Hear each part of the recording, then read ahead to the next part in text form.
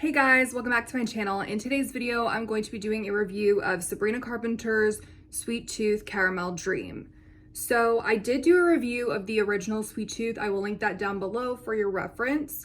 But I will say this is a pretty big departure from the original Sweet Tooth. The only resemblance I see is the gooey marshmallow, which is my favorite part of the original. So I'm glad to see that I can smell that DNA here. But other than that, it does differ a lot.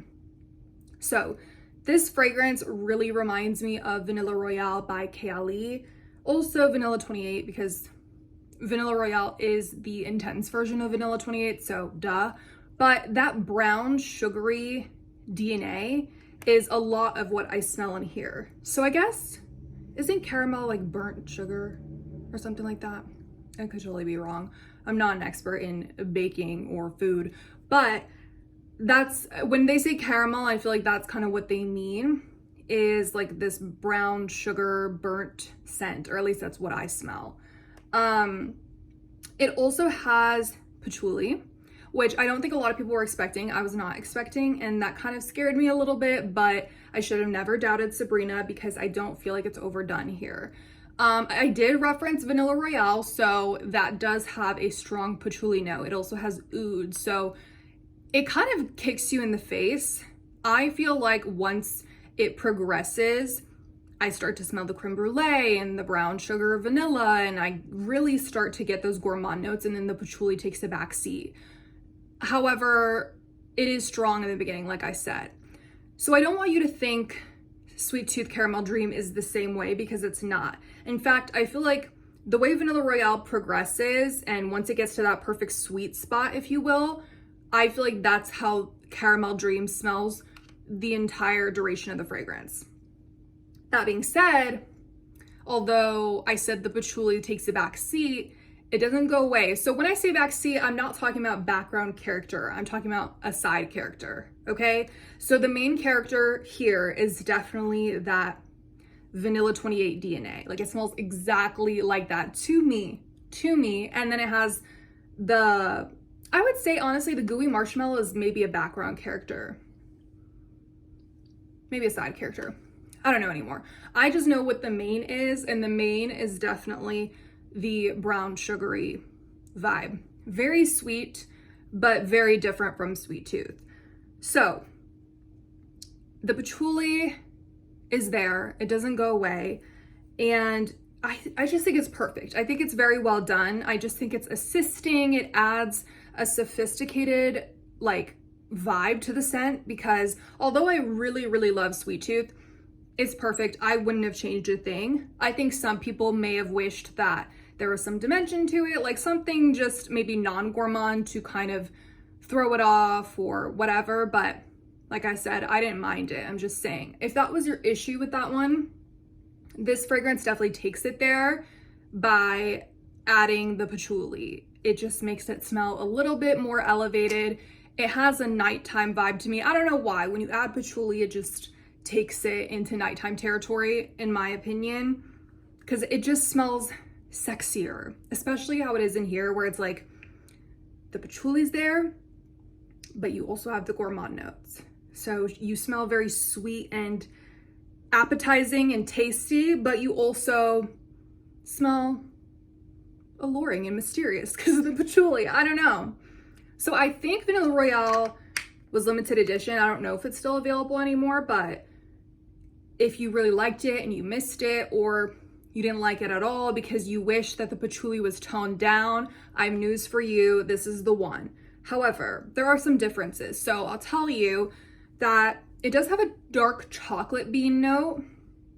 It's not really giving dark chocolate to me, because I've smelled some fragrances with that note that are really bitter, and this one is not. To me, it just smells like a regular milk chocolate. It's like a creamy chocolate, maybe hot cocoa powder, something like that. Still very sugary. I would not say dark chocolate is what I'm smelling. And then it does have orange zest and a sugared lemon note. I smell more of the orange, especially in the beginning.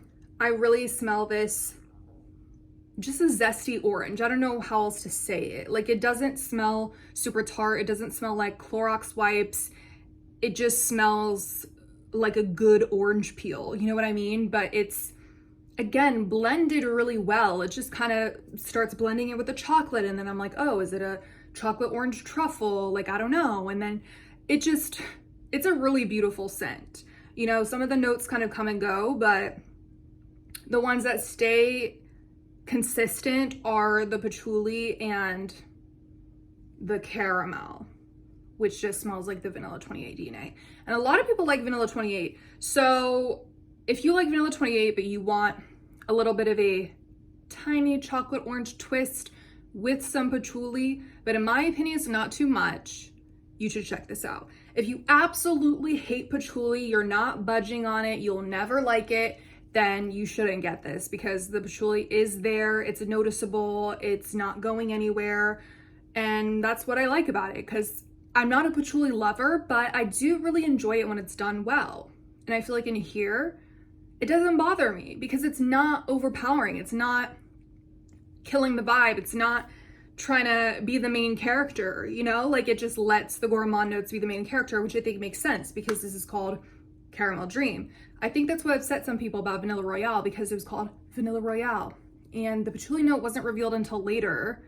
Actually, no, that's a lie. It was called Sugar Patchouli. So I don't really know what happened there, but a lot of people were thrown off by the patchouli note, and that's fair, because if you thought you were gonna get a vanilla bomb, you're also getting a patchouli bomb. So I understand why people didn't like that, because the patchouli was a little bit OD for me personally. If you're a patchouli lover, it won't bother you. Actually though, like I said, I'm not a big patchouli lover, so it did bother me in the opening, but once I sat through it, the payoff was so amazing.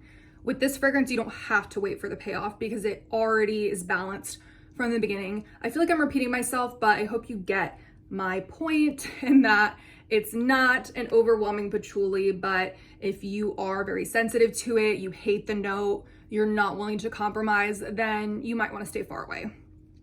I just love how affordable this is and how unique it is. Like I said, I mean, it reminds me a lot of Vanilla Royale, but it's different because of those chocolate orange vibes, and it still has the sweet tooth DNA, so it's still doing its thing as a flanker. Like, it's very, very interesting and not what I expected from Sabrina. So I recommend you guys trying it if you want. And what else was I gonna say?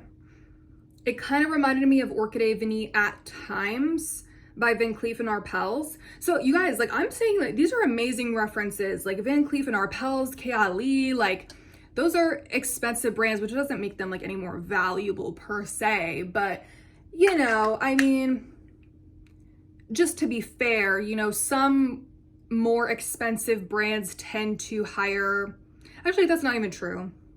That's not even true.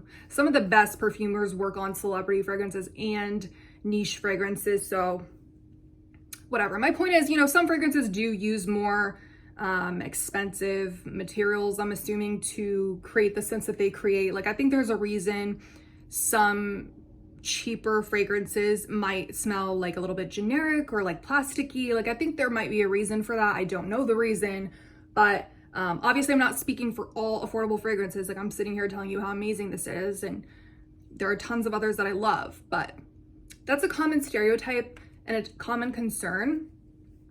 But yeah, like, what I'm saying is just, I think it's such a compliment and just a testament to the quality of the fragrance that I am comparing it to Kayali and Van Cleef & Arpels, and you know what I mean?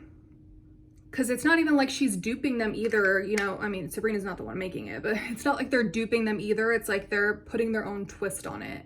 And so, like I said, I know that could just be because, I don't even know who the perfumer on this was, but it could just be that the perfumer has also worked on niche fragrances, which would make a lot of sense. I haven't checked, but that's probably the case.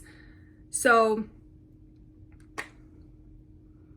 that being said, just to go on a little tangent, I know that some perfumers that work on both celebrity and niche, you know, they might not put in the same effort, or maybe that's not even true. Maybe it's just that the celebrity is saying, I want something mass appealing. I don't want you to do anything crazy. Just like keep it simple, stupid, you know, like whatever, that would make a lot of sense, right? You know, it's like different markets. Niche fragrances are for a smaller market of like consumers who are looking for something very unique that hasn't been done before, typically. Not always the case.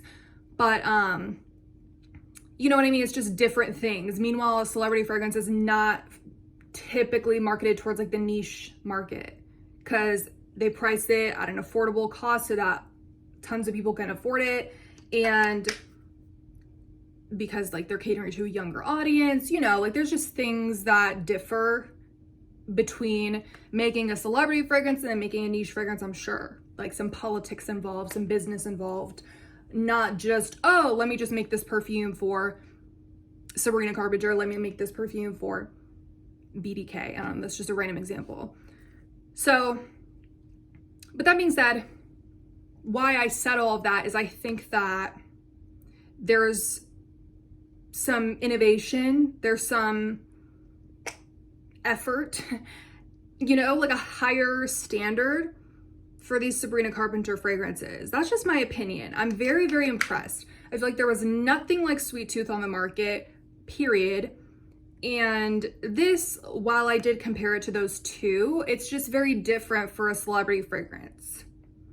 So I'm not going to do any more comparisons or naming names, but I do think sometimes people get a little complacent, or, you know, like I said, she could have just changed one little note and sold it to y'all and cashed a check. But instead, I really feel like there was some effort into this to make a really nice, unique, high quality fragrance. It does not smell generic. It does not smell plasticky. It is really gorgeous. And I like the packaging. I don't care what anybody else says. So that is it for my review, guys. I hope you enjoyed. Let me know if you've tried this down below or if you want to try it. Do you like patchouli? Do you not? I really like a gourmand patchouli, I'm discovering. It's just really cute. So I'm gonna let y'all go. Have an amazing day, and I will catch you guys in my next video. Bye.